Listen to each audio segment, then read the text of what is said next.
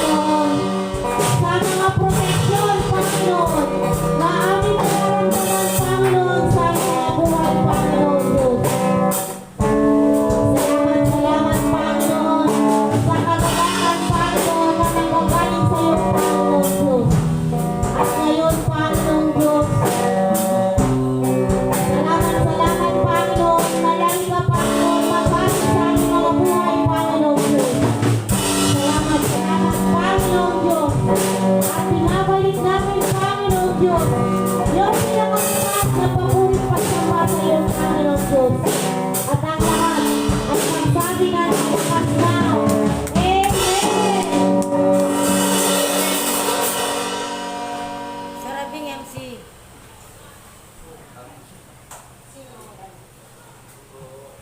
Amen! Na-bless ba po tayo ngayong gabi? Amen! Kaya po ng malakas na amen! Amen! Jesus. Sige po, tayo po ay hindi na po tayo magtatagal at dadako na po tayo sa paalala. At tatawagin ko po ang magsasalita, walang iba kundi si Dave Borla. Amen! Sakakan po natin siya. Dadako na po ako sa pangalawang gawain. Gawain ito. Sa Tuesday po, 7 to 9 p.m. Friday, 7 to 9 p.m. At sa linggo po, wala po tayong dalawang gawain. Ito po ang umaga ng 11 a.m. at sa gabi naman kay 7 to 9 p.m. Nandiyan sa Pagpud. Amen. Yun po, ang isang buong linggo po. Huwag natin kalimutan ang buo, ang araw po ng linggo na mayroon tayo ay pinaka-importanting gawain sa isang buong linggo. At karagdagang paalala po, tuwing Sabado po ng alas 6 ng umaga, mayroon po tayong devotion, morning prayer po. At sana po makadalo po kayo, ang isang oras lang naman po yun, 6 to 7. Pagkatapos po, pupunta din po kung may anniversary, pwede din po kayong pupunta. At yun po, at sa next Sunday po, first Sunday of the month, meron po kayong gagawing Jubilee Night. At hindi pa natin alam kung saan po ang venue. So sige po, ngayon po, dadako na po tayo sa pagbibigay. Ready na po ba tayo magbigay para sa Panginoon? Amen! Amen! Ready na po ba tayong pagpalain ng ating Panginoon? Amen! So, sige po, ako po, tatawagin ko po ngayon ang magsasalita at walang iba kundi po si Brother Ryan. So, this po ang kapurihan.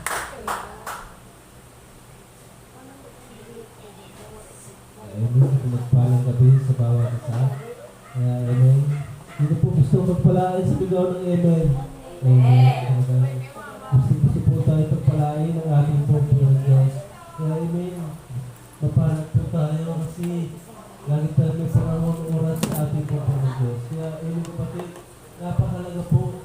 Napakalaga sa isang tao na meron tayong oras panahon sa ating Panginoon Diyos. Kaya kapatid, yung po ang gusto ng Diyos sa ating buhay na bigyan natin siya ng oras panahon sa ating buhay. Kaya natanda natin kapatid ng mga bagay na ito na meron tayo parang oras, dapat masigit natin bigyan ang ating Panginoon Diyos na unahin natin siya sa ating buhay. Kaya kapatid, ako po ay maghahamon sa bawat isa. Kaya yun, sabi nga dito sa mga Hebrew 11 verse 6, hindi maaaring kalugdan ng Diyos ang wala pa ng palataya sa Kanya. Kaya malinaw po sabi sa natin ito. Hindi po maaaring kalugdan ng Diyos, kapatid, ang wala pa ng palataya sa Kanya. Kaya kapatid, kaya ikaw ay narito dahil yan sa pananampalataya mo. Kaya kapatid, walang silbi ang ating kabaitan, walang silbi ang ating mabuting gawa, kung wala tayo pananampalataya sa ating Panginoon, kung wala tayong tunay na relasyon sa ating Panginoon Diyos. Kaya kapatid, ang pananampalataya ang dahilan, kapatid, kung bakit nalulugod ang Diyos sa atin.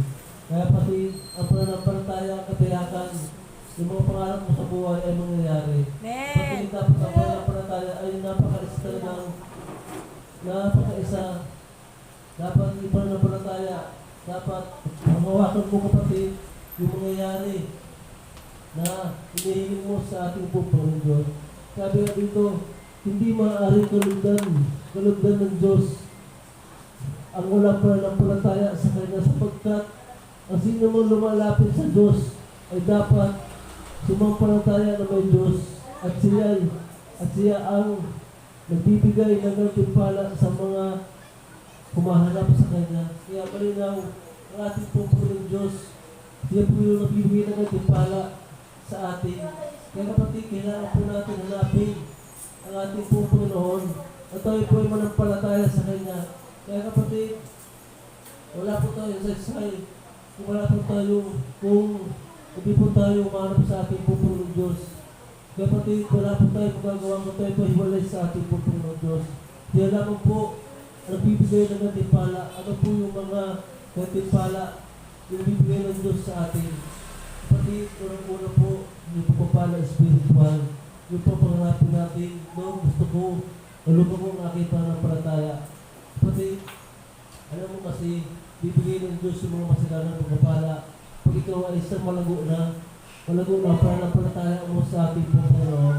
Kaya yung kapatid, ang unahin natin, na palaguin ang ating relasyon sa ating Panginoon Diyos. Yung mo, yan po ang bibigay ng gantimpala sa mga taong tunay na kumanap sa Kanya. Kaya malinaw kapatid sa talatang ito, hanapin po natin ang ating Panginoon Diyos. Hanapin po natin, kapatid, sabi nga doon sa Jeremiah, kung mahanap lamang ako ninyo, buong puso ako ninyong hanapin. Kaya kapatid, hanapin natin ang ating Panginoon ng buong puso, isip at kaluluwa. Matag po natin siya. Kaya kapatid, ay Diyos po ang nagbibigay ng gantimpala sa ating buhay. Kaya kapatid, ang pangarapin natin na gantimpala, yung magkaroon ng buhay na walang hanggan. Amen. Yun po ang isa, kapatid, na mas mahalaga sa mga bagay sa mundo ito. Kung tayo ay magkaroon ng buhay na walang hanggan. Kapatid, yun po dapat ang pangarapin natin. Yung malago, yung lumago ang ating pananampalataya. Kaya kung tayo po ay lumago na, bibigay ng Diyos yung mga masaganang pagpapala na nilalag natin sa ating buhay. Lalo na kapatid, yung mga pagtitiis mo, yung mga sakripisyo mo, pagsisimba, kita ng Diyos yan. Yung mga pagtitiis mo, pagsisimba, panalangin, pagpasa ng Biblia, kita ng Diyos yan. Kaya kapatid, huwag po tayo magsawa na tumulong sa gawain ng Diyos. Huwag tayo magsawa na tumulong sa gawain ng Diyos. Kita po yun ang ating po Panginoon Diyos. Kaya kapatid, siya po, sabi nga dito, siya po nagbibigay ng gantimpala sa mga humahanap sa Kanya. Kaya kapatid, dapat lagi po tayo sa gawain ng Diyos. Kapatid, hindi po natin maranasan ang Diyos sa bahay. Hindi mo maranasan ang presensya ng Diyos sa bahay ka lamang, nakahiga na tulog. Hindi mo maranasan ang presensya ng Diyos. Maranasan mo ang Diyos dito sa gawain niya. Maranasan mo siya pag-igaway, purihin mo siya, sambahin mo siya. Kapatid, napakahalaga ang dumalo sa gawain ng Diyos. Kaya pag iba sa aking buhay, ako po ay nasasaktan pag ako ay nakakapagdalo sa gawain ng Diyos. Kaya yung po kapatid, pag talagang meron ka ng tunay na relasyon sa Diyos, pag hindi ka makasimba, parang ikaw ay nasasaktan.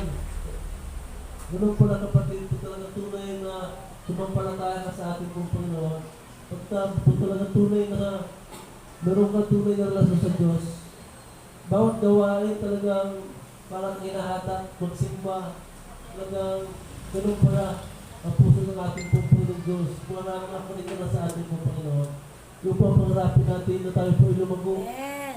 Lumago ang ating pananampalataya. Lumago ang ating relasyon sa ating pong Panginoon Diyos. Tandaan natin kapatid, ang ating buhay dito ay pansamantala lang. Kaya kapatid, napalugin natin ang ating relasyon. Lalo na yung magtulungan po tayo sa gawain na ito, magkaisa po tayo. Lalo na po, lumago pa ang gawain na ito. Marami pa maligtas, marami pa mabago. Dahil sa pagbibigay mo sa ating pong Panginoon, dahil sa pagtulong mo sa gawain ng ating pong Panginoon Diyos, kita ng Diyos yung mga sakripisyo natin, pagkatiis natin. Kaya amen, mapanan po tayo kasi narito tayo sa gawain ng Diyos. Amen, maraming tao ngayon. Amen, wala pong simbahan. Mapanan po ito sa still. Narito ka sa gawain ng Diyos. Yung po ay kalooban ng Diyos. Kaya still, mapanan ko po na magagawin para ka ng ating pong Panginoon. Kaya tayo po ay magbigay sa ating pong Panginoon. Manalangin mo tayo sa ating Panginoon Diyos. Yes, nakilang ang mga Panginoon. Lord, salamat Panginoon Diyos sa lahat ng kabutihan mo sa aming buhay. Ang patuloy namin naranasan, Panginoon. Kailangan mo dakilang Diyos yung magkakaloob sa inyong gawain, Panginoon. I-provide mo, Panginoon, mga pangailangan nila, Panginoon. Lord, patuloy mo, Panginoon. Lumago ang kanila pananampalataya upang, Panginoon Diyos, na patuloy nila maranasan ang mga masaganang pagpapala, dakilang Diyos. Kayaan mo dakilang Diyos na bibigay, Panginoon. Patuloy mong ingatan na bayan, Panginoon. Ilayo mo sila sa anumang pamakal, sa anumang disgrasya, Panginoon. Inakin namin po ng Diyos sa katagumpayan sa pangalan ni Jesus. Amen. Kayo po ay magsigalan.